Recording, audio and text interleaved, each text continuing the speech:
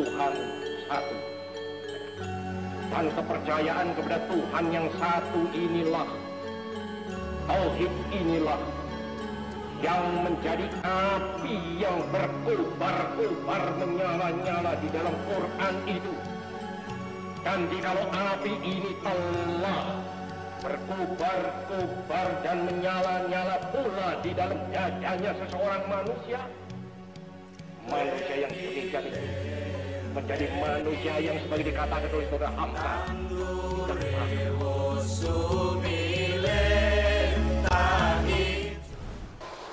Bismillahirrahmanirrahim. Assalamualaikum warahmatullahi wabarakatuh. Alhamdulillahi rabbil alamin, summa alhamdulillahi rabbil alamin. Assalatu wassalamu ala sayyidil mursalin, habibina wa syafi'ina wa maulana Muhammadin wa ala alihi tayyibin wa sahbihi al-muntajabin wa tabi'ina lahum bi ihsanin ila yaumiddin. Sahabat Islam Ramah, dalam suasana yang penuh kebahagiaan, ketenangan lahir dan batin, dalam suasana bulan Ramadan, marilah kita terus bersyukur atas rahmat yang diberikan oleh Allah Subhanahu wa Ta'ala kepada kita semua sebagai warga bangsa. Kita terus berdoa, kita terus bersyukur di tengah pandemi COVID-19 ini, dan mudah-mudahan wabah segera berlalu, karena kita percaya selain ikhtiar dari pemerintah, para ilmuwan, gotong royong, tapi juga doa-doa kita insya Allah akan menurunkan rahmat Allah, terutama di bulan Ramadan ini, sebagaimana disebutkan dalam hadis bahwa awaluhu rahmah, bahwa seminggu 10 hari pertama bulan Ramadan adalah rahmat. Oleh karena itu, dalam 10 hari pertama ini maka kita memohon rahmat Allah. Semoga negeri ini mampu melalui cobaan, tantangan, dan kita terus bersatu sebagai sebuah bangsa. Salawat serta salam marilah kita sampaikan kepada baginda Rasulullah Sallallahu Alaihi Wasallam.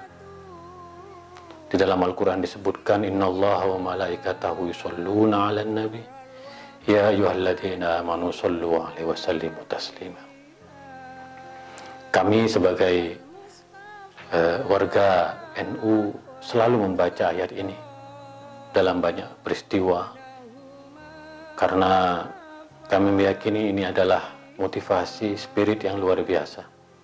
Sesungguhnya Allah dan para malaikat bersolawat kepada baginda Rasulullah. Maka kita sebagai hambanya, sebagai umatnya, untuk senantiasa mengundangkan solawat Allahumma sholli ala Sayyidina Muhammad wa ala ali Sayyidina Muhammad. Dengan solawat kita insya Allah Rasulullah akan selalu menyinari hati kita, menyinari pikiran kita, dan menyinari amal-amal kita. Sahabat Islam Ramah, seperti biasa kita akan terus membedah pemikiran keislaman Bung Karno, sebuah pemikiran yang betul-betul memberikan inspirasi kepada kita semua. Saya tentu mengucapkan terima kasih kepada segenap penonton YouTube Islam Ramah TV, karena syiar-syiar ini menyadarkan kita semua betapa dahsyatnya pemikiran keislaman Bung Karno yang turut menjadi bagian penting dalam kemerdekaan, kebangkitan, dan pembangunan di negeri ini. Seperti tema yang akan saya coba angkat, yaitu tentang berjiwahlah Mi'raj, berjiwalah Mi'raj, sebuah pidato yang disampaikan Bung Karno dalam peringatan Isra Mi'raj di Surabaya tanggal 7 Februari 1959, yang dalam naskah yang lain juga ada Isra Mi'raj sebagai penguat batin Nabi, yaitu pada peringatan Isra Mi'raj di Istana Negara pada tanggal 9 November 1966. Nah, di dalam pidatonya Bung Karno mengupas sebuah peristiwa penting dalam sejarah Islam, yaitu sejarah Isra dan Mi'raj, perjalanan Nabi dari Mekah ke Masjidil Aqsa di Yerusalem, lalu kemudian dari Masjidil Aqsa ke Sidratul Muntaha. Sebuah peristiwa yang menurut Bung Karno sangat penting untuk dimiliki oleh kita sebagai bangsa, agar kita mempunyai jiwa yang Mi'raj. Karena dengan jiwa Mi'raj ini, bangsa ini akan terus naik ke atas, akan terus menuju pada kemajuan, pada kejayaan. Dan tentu sebagai umat Islam, kita harus mengambil inspirasi sebanyak-banyaknya dari baginda Rasulullah Sallallahu Alaihi Wasallam. Kita tahu bahwa pentingnya peristiwa Isra Mi'raj ini juga bisa kita lihat Al-Quran menggarisbawahi dan menjadikan salah satu surat di dalam Al-Quran, yaitu surat Al-Isra. Subhanalladzi asra bi'abdihi laylan minal masjidil haram ilal masjidil aqsa. Maha suci Allah, maha besar Allah yang telah mengisrakan Nabi dari Masjidil Haram menjadi Masjidil Aqsa.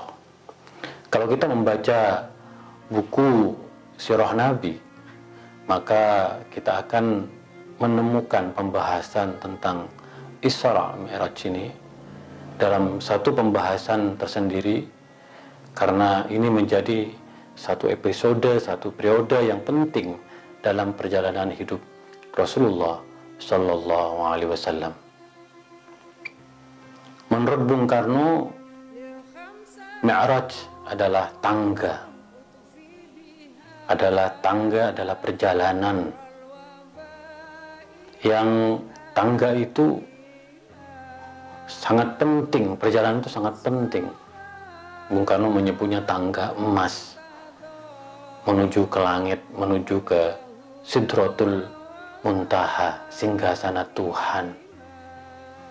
Maka karena ini sebuah perjalanan yang penuh makna,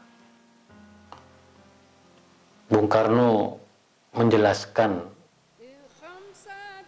satu peristiwa di mana Rasulullah dalam dakwahnya di Mekah mendapatkan banyak tantangan, banyak cobaan, terutama setelah 10 tahun atau 11 tahun setelah kenabian, setelah wahyu Al-Quran turun, tantangan, kecaman,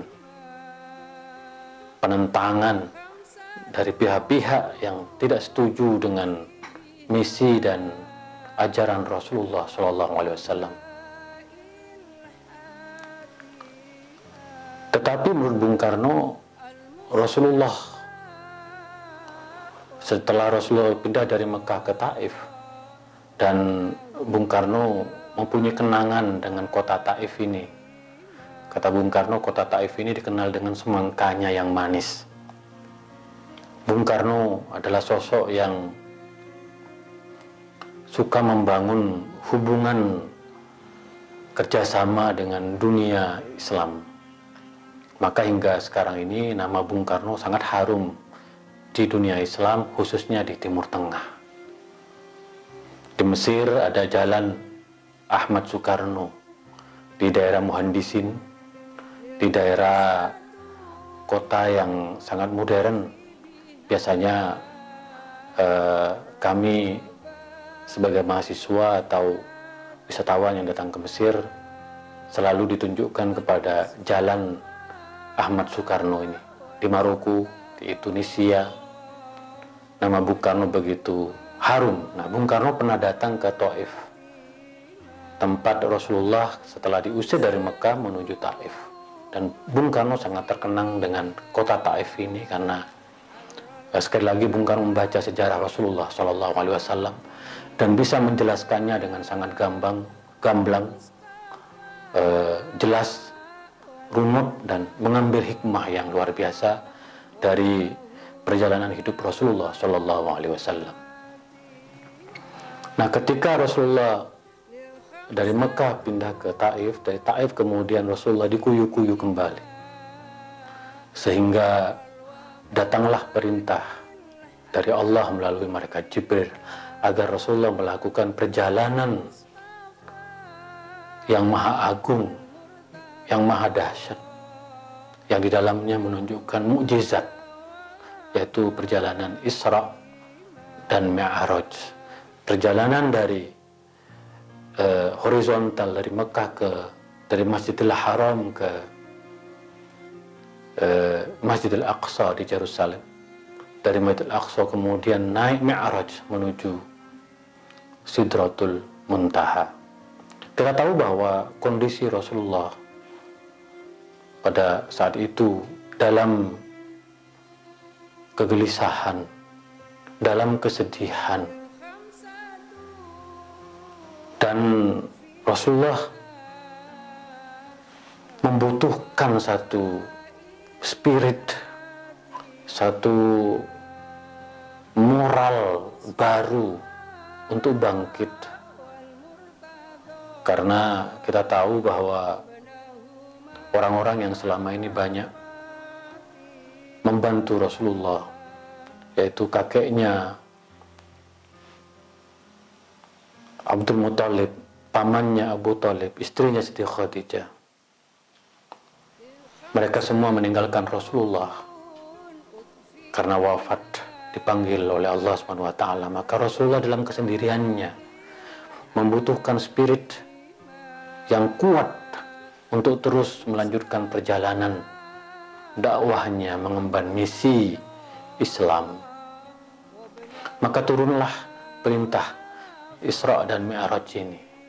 Dan karena itu menurut Bung Karno, peristiwa Isra Mi'raj ini adalah peristiwa yang sangat luar biasa, peristiwa peneguhan batin, peristiwa penghiburan. Di dalamnya ada pelajaran, di dalamnya ada pengajaran yang sangat penting. Karena kita tahu perintah sholat dikukuhkan dalam peristiwa Isra dan Mi'raj ini. Sholat yang kita kenal sekarang selama sholat 5 waktu. Nah, oleh karena itu ketika Rasulullah dalam kesedihan dan Bung Karno mengatakan bahwa Nabi Muhammad adalah manusia biasa seperti kita. Beliau pernah menangis, beliau pernah sedih, dan Allah menurunkan perintahnya, menurunkan wahyunya supaya Rasulullah bangkit, supaya Rasulullah tidak bersedih, la tahzan innallaha ma'ana, supaya Rasulullah mempunyai moralitas dan spirit baru untuk melanjutkan perjalanan hidupnya. Maka menurut Bung Karno, satu keistimewaan dari peringatan Isra Mi'raj ini, karena ini adalah fase dalam bagaimana kita meneguhkan keyakinan tentang keimanan kita. Bung Karno membagi 3 fase.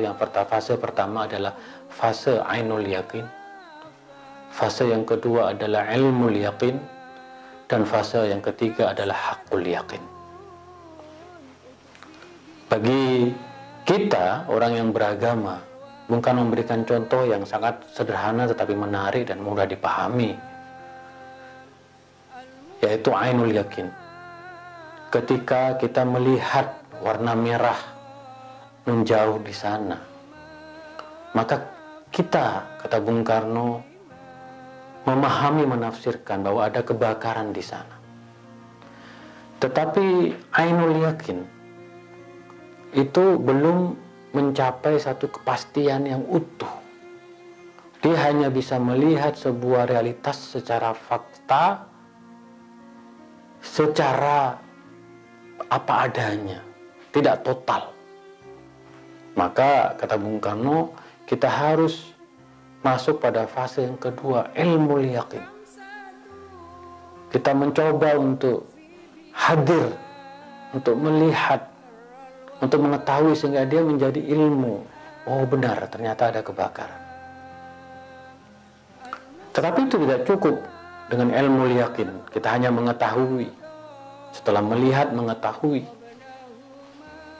Tetapi ada hakul yakin, yaitu merasakan langsung, dia terlibat.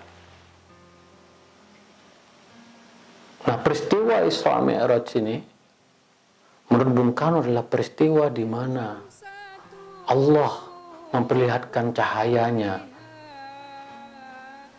kepada baginda Rasulullah SAW, sehingga dia mempunyai hakul yakin, keyakinan yang utuh bahwa ajaran yang dibawa akan betul-betul membawa kemaslahatan, membawa pada pembebasan, membawa pada kemerdekaan sebuah bangsa. Dan kita menyaksikan betapa Islam berkembang menjadi agama yang dianut kurang lebih 1,6 miliar umat manusia. Ini kata Bung Karno karena hakul yakin. Maka kalau kita mempunyai hakul yakin, keyakinan yang utuh terhadap sebuah misi, maka kita insya Allah akan mencapai kepada keberhasilan, mencapai pada kemenangan. Maka dari itu Bung Karno mengatakan peristiwa Isra Mi'raj ini adalah peristiwa yang sangat luar biasa, yang bisa kita ambil saripati dan pelajarannya dalam kehidupan kita. Lebih-lebih pada tahun 66 kita tahu dalam situasi politik, dan Bung Karno mengambil inspirasi dari Isra Mi'raj ini. Jangan bersedih, jangan gelisah, terus optimis. Maka Isra Mi'raj mengajarkan satu pelajaran berharga bahwa kita harus optimis sebagai pemimpin, sebagai warga bangsa, bahwa tanah air Indonesia ini adalah takdir Allah yang diberikan kepada kita untuk membangunnya, menjadikan negara yang baldatun thayyibatun wa rabbun ghafur. Kita harus hakul yakin, belajar dari peristiwa Isra dan Mi'raj. Maka Syekh Muhammad Al-Ghazali dalam kitabnya tentang sirah, tentang perjalanan Nabi, mengupas bahwa ada dua peristiwa penting dalam Isra Mi'raj. Adalah peristiwa horizontal, perjalanan horizontal dari Masjidil Haram ke Masjidil Aqsa. Dan di Masjidil Aqsa Rasulullah sholat bersama para nabi-nabi yang menunjukkan harmoni di antara umat agama-agama. Sekali lagi, bahwa sungguhnya kita dengan umat agama-agama yang lain adalah satu keluarga, Baitul Ailah, menurut istilah dari Al-Azhar. Kita ini satu keluarga. Keluarga yang mengajak kepada berserah diri pada kebenaran, pada toleransi, pada harmoni, pada kerukunan. Maka Isra itu peristiwa harmoni, peristiwa toleransi. Mi'raj itulah kemudian menjadi peristiwa di mana kita akan menemukan hakul yakin, keyakinan yang utuh. Maka kata Bung Karno, mari kita berjiwa Mi'raj, dalam artian optimis. Jangan pernah pesimis.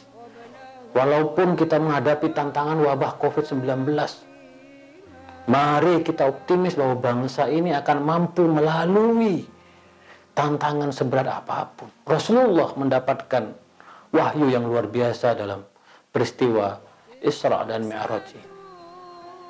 Mempunyai keteguhan jiwa, dan akhirnya Islam menjadi agama yang membawa rahmat bagi alam semesta, bagi manusia, bagi segala suku dan bangsa. Jadi hikmah Mi'raj itu, kata Bung Karno, adalah optimis. Mari kita optimis. Umat Rasulullah harus optimis, tidak boleh pesimis. Apalagi kalau kita lihat sekarang, pesimisme dimunculkan, disebarluaskan. Mari sebagai umat Rasulullah, sebagaimana kata Bung Karno, kita harus optimis. Yang kedua, menurut Bung Karno, bahwa bagaimanapun dalam hidup kita akan menghadapi banyak tantangan, banyak masalah. Nabi-nabi terdahulu juga menghadapi tantangan yang sama, yang serupa. Maka berjiwa Mi'raj artinya meneguhkan kesabaran.